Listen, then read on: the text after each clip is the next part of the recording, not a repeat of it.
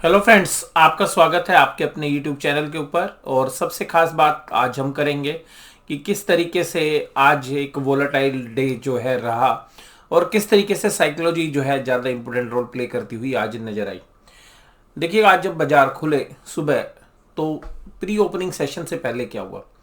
Pre opening session से पहले ये हुआ कि जो निफ्टी है उसका जो सिंगापुर इंडेक्स है उसके अंदर एक करीबन 100 पॉइंट का कट जो है नीचे दिखाया गया। जब प्री ओपनिंग सेशन में बाजार थे तो करीबन करीबन जब बिल्कुल बाजार स्टार्ट हुए तो करीबन 350 पॉइंट का माइनस का कट जो है निफ्टी के अंदर दिखाया गया।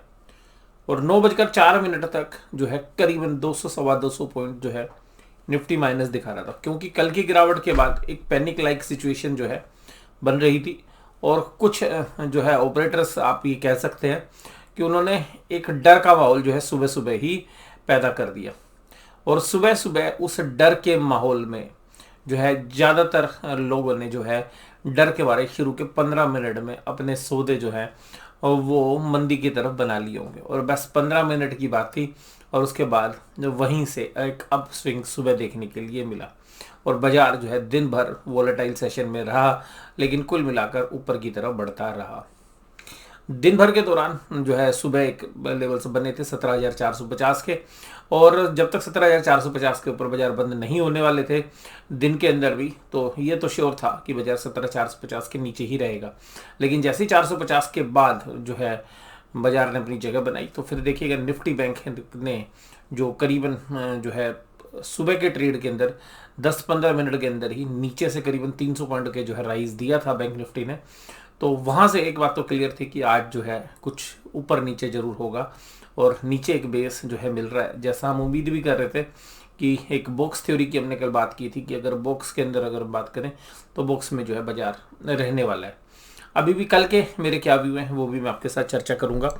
तो यहाँ पर देखिएगा, आज बाजार जब सुबह खुले तो 17,216 के लो लग गए। और कल जो लो लगे थे तो कल 17,280 से बाजार ने पलटी की थी, तो वहाँ से एक नए लो जो है आज लगाए गए। तो अब इसका फ़ायदा ये हुआ कि जब बाजार ओपन हुआ 17,281 भी जो कल के लो थे उसी के आसपास जो है बाजार ओपन हुआ, उसके बाद नीचे गया। तो जनरली टेक्निकली जो है लोग ये मान के बैठ गए कि चलिए जी बाजार के अंदर शुरू में 10-15 मिनट में अपनी पोजीशंस बना लो। तो कल के जो सौदे थे वो सब अपने सेटल करने लगे और उसी के बीच में विद इन 15 मिनट्स जो है बाजार ने अपनी पलटी मारी और बुल्स ने जो है बाजार को कंट्रोल करना शुरू कर दिया। अब अगर मैं यहाँ पर इस पूरे एनालिसिस के अंदर एक बात देखूँ तो आज की जो कैंडल है वो काफ़ी मजबूत कैंडल बनी और काफ़ी समय के बाद बनी है। तो मैं ये तो नहीं कहूँगा कि ये जो है एक ट्रेंड रिवर्सल जो है अभी हो जाएगा। हालांकि ये जो कैंडल है ये कुल मिलाकर एक रिलीफ जरूर दे रही है। देखिएगा, 1 2 3 4 5 5 रेड कैंडल के बाद एक ग्रीन कैंडल मिल रही है। तो जरूर से जरूर जो है बुल्स को जो है यहाँ पे थोड़ा सा जो है कंफर्ट जरूर मिला होगा। लेकिन जो ये लेवल्स थे जहाँ तक पे जो बाजार ये क्रैक किया था, जो हम काफ़ी इंपॉर्टेंट बता रहे थे कि 17,500 17,600, तो वहाँ पर जाके बाजार आज रुका है। तो 17,500 की एक मेजर सपोर्ट मैंने आपसे पहले भी चर्चा की थी, तो उसी के आसपास जो है जाके बाजार बंद हुआ है। अब 17,500 के नीचे या 17,600 जब तक नहीं टूटता है तो बाजार के अंदर देखिएगा बी ए ट्रेंड ही हम मानेंगे। तो 17,600 आप एक ऐसा लेवल मानिए कि अगर 17,600 पे जैसे ही बाजार जाएगा वहाँ पर आपको एक सेलिंग प्रेशर देखने के लिए मिलना चाहिए। और इस लेवल को आप जब तक 17,600 को आप कम से कम 15 से 20 मिनट ट्रेड करता हुआ ना पाएँ तो आप ये मान के चलिएगा कि 17,600 होल्ड नहीं हो पाएगा। तो 17,600 एक मेन रेजिस्टेंस अभी आज की डेट में है। और हालांकि बाजार में गिरावट भी बहुत मैं ज़्यादा नहीं मानता हूँ इस एक्सपायरी तक, जो इनकी अगले जो 2 दिन बचे हैं। तो ये जो बॉक्स है इसके अंदर शायद आपको बाजार काम करता हुआ नजर आए।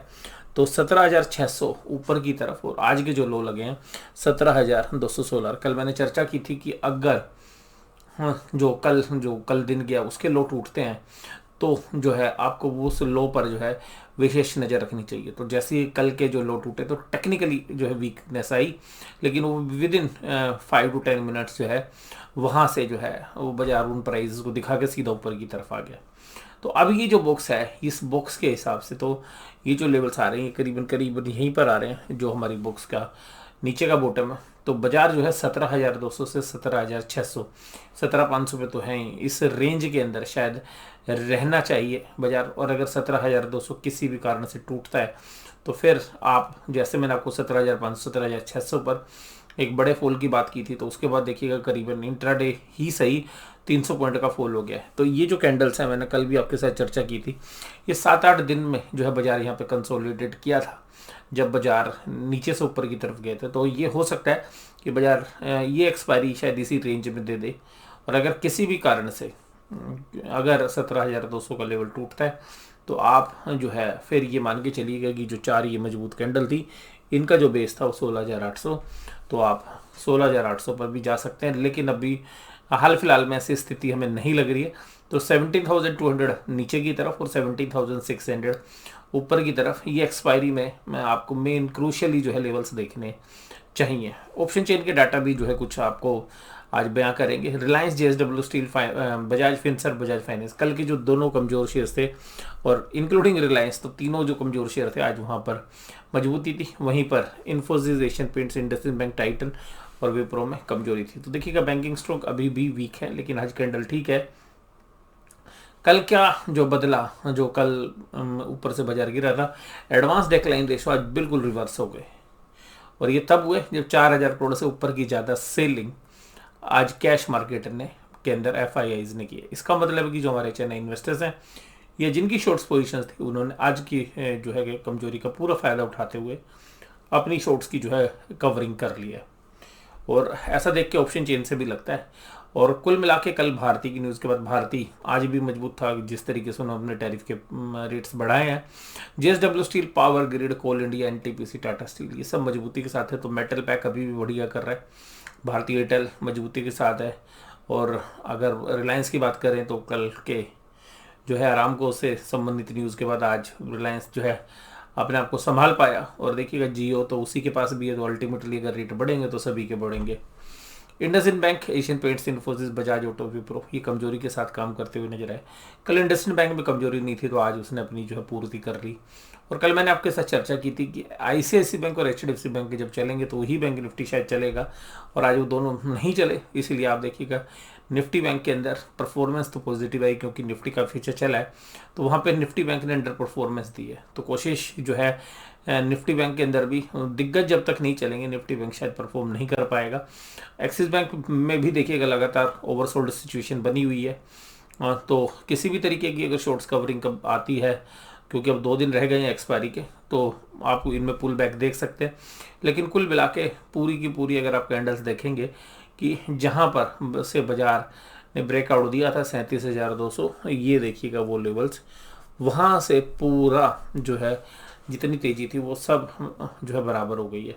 तो अब बाजार जो है इस के अंदर, इस बॉक्स के अंदर आने की जो है चेष्टा कर रहा है। और आज इसी बॉक्स के अपर पॉइंट पर क्लोजिंग हुई है। तो आप देखेंगे कि जो बॉक्स थ्योरी है अगर उसको हम फॉलो करें तो जहां पर बाजार ने क्लोजिंग दी है, निफ्टी ने भी और बैंक निफ्टी ने, तो अपने ऊपरी लेवल रेजिस्टेंस के आसपास दी है।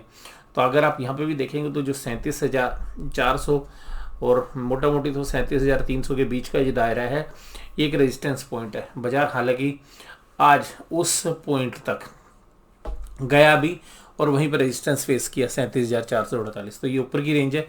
नीचे की रेंज अगर आप देखेंगे तो ये 36,100 36,200 की रेंज बनती है।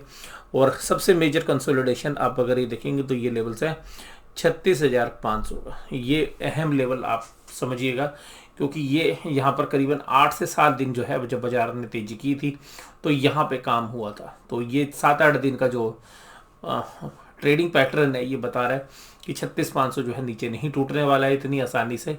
तो जब इस रेंज के अंदर बाजार आएगा तो बाजार जो है अपनी सपोर्ट दिखाता हुआ नजर आएगा। और आज देखिए जैसे 36,667 पर बाजार आया तो वहाँ पर उसने जो है मजबूती दिखाई।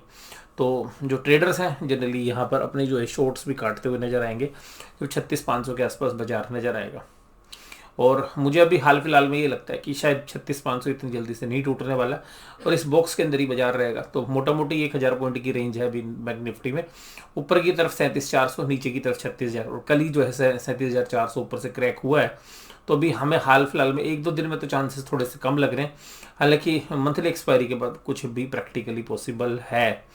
और हालांकि अभी हम ये नहीं मानते कि बाजार एक तरफा जो है कमजोरी कर देगा, क्योंकि जिस तरीके की कमजोरी है तो बाजार थोड़ा सा कंसोलिडेट करेगा, फिर अपनी एक दिशा तय करेगा ऊपर की या नीचे की, वो देखने वाली बात है। बट कुल मिलाकर बहुत ज़्यादा मंदी खेलना शायद इस समय पर जो है समझदारी का काम नहीं है। बट एक न्यूट्रल ट्रेड्स जो है आपको देखने के लिए मिलेंगे। ऑप्शन ट्रेड में भी जो है कुछ कुछ ऐसा ही जो है आपको दर्शाने के लिए मिलेगा। देखिएगा SBI 493 में बंद हुआ, 500 रुपये पे इसने बहुत ज़बरदस्त डिस्ट्रीब्यूशन किया था। तो जैसे 500 रुपये पे जाएगा SBI तो हो सकता है कि कल जाए तो वहाँ पे रेजिस्टेंस फेस करे। कोटक महिंद्रा बैंक देखिएगा 2000 तोड़ के आया था, तो वहाँ से जाने की कोशिश करेगा तो वहाँ रेजिस्टेंस फेस करे। IDFC फर्स्ट बैंक 50 रुपये पे रेजिस्टेंस है, तो हाँ लेकिन का कोई ज़्यादा वेट है नहीं। एक्सिस बैंक देखिएगा 680 पे बहुत अच्छी स्पोर्ट है, वहाँ से बार बार बाउंस करने की कोशिश कर रहा है। तो हो सकता है कि अगर कहीं से भी थोड़ा सा मोमेंटम मिलेगा तो 680 के आसपास से मूव करे। ICICI बैंक रिजल्ट से पहले के ये भाव हैं जो 750 रुपये आप देख रहे हैं, यहाँ पे जबरदस्त कंसोलिडेट किया था। तो आप ये देखिएगा कि मोस्टली जो शेयर्स हैं वो अपने कंसोलिडेशन वाले रेंज के अंदर आ गए हैं। तो अगर आप उसको टोटलिटी में भी देखेंगे तो जो 36,500 हमें लग रहा है निफ्टी बैंक के अंदर, वो वास्तव में सच में बढ़िया सपोर्ट बन रही है इन शेयर्स प्राइस की कैलकुलेशन करने से भी। देखिएगा 4400 करोड़ की जो है फाइज ने सेलिंग कर दी, लेकिन ऐसा कोई डराने वाली बात नहीं थी आज। वो क्यों नहीं थी मैं बताता हूँ। 1412 करोड़ के DIs ने आज जो है बाइंग किया। तो कुल मिलाकर ये जो सेलिंग है इसके सामने ना आज FIs ने अपने स्टॉक्स के अंदर जो बाइंग की है, तो इसका मतलब है कि जब शेयर्स नीचे गिर रहे थे तो वो अपने स्टॉक फीचर्स को कवर कर रहे थे या नई बाइंग कर रहे थे। तो ये देखिएगा अभी आने वाले 1-2 दिन में पता चलेगा, क्योंकि रोल ओवर की सिचुएशंस हो सकती हैं, क्योंकि लास्ट के जो 2-3 दिन होते हैं वो रोल ओवर वाली सिचुएशंस होती हैं कि भाई एक जगह बेचा और दूसरी जगह खरीदा। तो ये जो बाइंग है ये 2 तरीके से इंडिकेट कर सकती है कि या तो ये नई बाइंग है, ये जो शॉर्ट्स किए थे वो बाइंग है। तो ऐसा लग रहा है कि जो पिछले 2-3 महीने से जो शॉर्ट्स चल रहे थे उनमें से कुछ जो है कवरिंग हमें लग रही है यहाँ पे। और अगर ऊपर से माल बेच के वो अपने अगर शॉर्ट्स कवर कर रहे हैं तो अभी हमें लगता है कि इन दशाओं को देखते हुए जो पिछले 2-3 दिन बाजार एक सीमित दायरे में रहने की उम्मीद सबसे ज़्यादा है। तो यहाँ पर बड़े प्लेयर्स के लिए भी सबसे अच्छा फ़ायदा ये कि जब बाजार ऊपर से क्रैक हुए तो उन्होंने अपनी ऑप्शंस को सेल कर दिया, तो चाहे पुट हों या कॉल्स हों, और उनके प्रीमियम अचानक बहुत तेज़ी से बढ़ गए। तो वो शायद सेटल होंगे और बाजार शायद इन्हीं लेवल्स के आसपास 100-200 पॉइंट ऊपर नीचे जो है निफ्टी के अंदर, और बैंक निफ्टी में भी जो मैंने रेंज आपको बताई है इसी के बीच में सेटल करने की कोशिश करेंगे कि नैरो रेंज के अंदर ही बाजार को सेटल करने की कोशिश जो है होनी चाहिए। क्योंकि ऑप्शन चेन के डेटा भी इसी तरीके से बता रहे हैं कि 17,500 की देखिएगा पुट के अंदर 40,000 कॉन्ट्रैक्ट ऐड हो गए, और 17,500 की कॉल में 23,000 कॉन्ट्रैक्ट ऐड हो गए। दोनों साइड पे 86,000 पुट में और कॉल के अंदर 90,000। तो 17,500 एक बेस जो है उन्होंने बनाने की कोशिश की, जहाँ पे हाईएस्ट ओपन इंटरेस्ट है नियर में अगर आप देखेंगे तो। इसी तरीके से आप 17,600 में देखेंगे कि 88,000 कॉन्ट्रैक्ट्स हैं, तो यहाँ पे अनवाइंडिंग हुई है, बट टोटल कॉन्ट्रैक्ट्स अभी भी 88,000 है। उसके बाद 17,700 में देखेंगे 91,000 कॉन्ट्रैक्ट है। तो ये कुल जितने कॉन्ट्रैक्ट्स यहाँ पे हैं, सिमिलरली नीचे की तरफ भी जो है 17,400 पे 70,000 कॉन्ट्रैक्ट्स हैं, और इसी तरीके से 17,300 पे भी 78,000 कॉन्ट्रैक्ट्स हैं। तो इसका मतलब है कि कॉन्ट्रैक्ट पुट राइटिंग और कॉल राइटिंग दोनों साइड में बराबर है। ये जो रेंज है 17,300 से 17,700, आप ये मान के चलिएगा ऑप्शन चेन में बाजार जो है मोटा मोटी 17,500 से 100-150 पॉइंट नीचे, 17,500 से 100-150 पॉइंट ऊपर यहीं सेटल करने का जैसे कि मन बना रखा है, ऐसा ऑप्शन चेन को देख के लगता है। यानी कि कोई भी रस्साकसी वाली जो है स्थिति आज नहीं थी, और ऐसा लग रहा है जैसे कि यहीं पर बाजार को सेटल करना चाहते हैं। हालांकि आज जो है कॉल राइटिंग में ओपन इंटरेस्ट जबरदस्त था, 22,70,000 कॉन्ट्रैक्ट थे टोटल वॉल्यूम से अगर बात करें, तो वहीं पर पुट में 12,80,000 थे। तो पुट में जो है रुझान नहीं है, यानी कि पुट राइटर नहीं है, यानी कि तेजी करने वाले लोग अभी भी जो है थोड़ा सा सोच समझ के कर रहे हैं। लेकिन फिर भी देखिएगा 40,000 कॉन्ट्रैक्ट लिखे गए आज, तो 17,500 अभी एक अच्छी स्पोर्ट बनाने की जो है कोशिश कर दी गई है। और 17,500 आपको पता है कि मैं पीछे भी जो है पिछले 1 महीने से बोल रहा था कि जब तक 17,500 होल्ड रहेगा तब तक जो है कमजोरी नहीं। और कल भी मैंने कहा था कि बाजार एक बार 17,500 17,600 के बीच में टेस्टिंग करने जरूर आएगा। तो क्या टेस्टिंग करके वापस लौट जाएगा या अभी यहीं पे सस्टेन करेगा? तो हमें लगता है कि 17,500 के आसपास ही रहेगा। कोई बहुत बड़ी गिरावट के लिए शायद प्ले नहीं करना चाहिए, और ना ही कोई बहुत बड़ी तेजी। शॉर्ट्स होंगे कवर होंगे तो यानी कि जो भी पूरे महीने भर के तेजी और मंदी के सौदे हैं वो दोनों साइड बने होंगे, तो बाजार कभी ऊपर कभी नीचे जो है, दोनों साइड जो है दिन भर मूव करता रहना चाहिए मेरे हिसाब से। और फिर कुल मिला के जो है 17,500 के 100 पॉइंट नीचे 100 पॉइंट ऊपर लास्ट में शायद सेटल करे। और अगर किसी तरीके की भी कोई सीवियरिटी आएगी तो वो कल जो है वो ट्रेड में पता चलनी चाहिए हमें, कि अगर किसी भी साइड का जो है पलड़ा अगर कुछ भारी होता है। अभी तक दोनों साइड की जो है पोजीशन लगभग बराबर लग रही है। इसी तरीके से जो बैंक निफ्टी के अंदर देखिएगा, बैंक निफ्टी के अंदर भी आप देखेंगे तो पुट राइटिंग आज अच्छी हुई है। पुट राइटिंग आज अच्छी कहाँ पर हुई है? 37,000 की पुट के अंदर 24,000 कॉन्ट्रैक्ट। कॉल राइटिंग आपको कहीं पर भी 24,000 में नजर नहीं आएगी। ये तो 37,200 के अंदर भी 11,500 कॉन्ट्रैक्ट्स हैं, यानी कि एक बार रोकने की कोशिश तो जो है 37,000 पे की जा रही है। और इसके साथ साथ आप देखेंगे 37,300 जहाँ पे बाजार बंद हुआ है वहाँ पर कॉल में केवल 21,000 कॉन्ट्रैक्ट है, तो ऊपर के रास्ते खुले हुए हैं, यानी कि कॉल राइटिंग नहीं है बिल्कुल भी, आप ये मान के चलिएगा। 37,500 में भी केवल 60,000 कॉन्ट्रैक्ट है, उससे ज़्यादा 72,000 कॉन्ट्रैक्ट जो है 37,000 में। तो कुल मिला के यहाँ भी एक सीमित दायरे के अंदर ही सेटलमेंट करने का शायद मन बना रखा है बड़े प्लेयर्स ने, और वो शायद यहीं पे सेटल कर लेंगे। आप पुट कॉल खरीदे जाओ, हम दोनों चीज़ बेच के बैठे और यहीं पे बाजार को ऊपर नीचे कर लेंगे, और सबके पुट वालों के भी और कॉल वालों के भी जो हाईएस्ट प्रीमियम्स हैं उनको ये कैश कर लेंगे।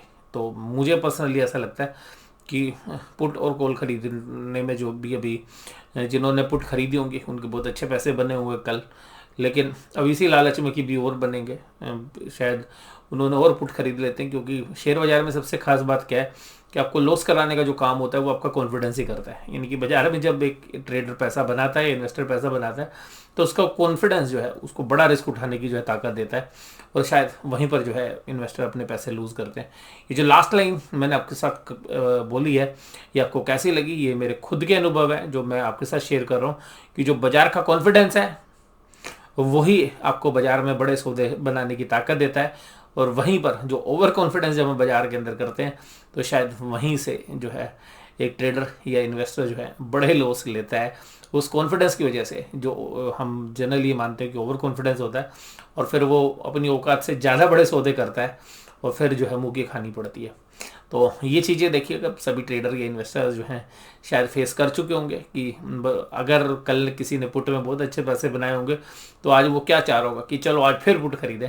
और इसीलिए जो पुट के बायर्स हैं, जो कॉल के बायर्स हैं, जब कॉल वालों ने भी पैसे बनाए या पुट वालों ने भी पैसे बनाते हैं जब, तो वो बाद में अल्टीमेटली पुट का बायर या कॉल का बायर, ऑप्शंस के बायर एट द एंड जो है उनको गेम छोड़ना ही पड़ता है। हालांकि अभी तो ऑप्शन जो सेलिंग है वो भी कोई आसान काम नहीं है, उसमें भी बहुत महारत जो है चाहिए, और अपनी पोजीशंस को किस तरीके से एडजस्ट करना है, किस तरीके से एज करना है, उसमें भी बहुत जो है टैलेंट की ज़रूरत होती है। और आज की डेट में जो मशीन से ट्रेडर्स होते हैं जब, तो विशेष रूप से जो है ऑप्शन सेलर के लिए भी आसान नहीं है, लेकिन फिर भी ऑप्शन सेलर के पास जो है थीटा डीके जो है होता है, जो टाइम वैल्यू है, टाइम वैल्यू मनी जो है ऑप्शन सेलर के हाथ में होती है।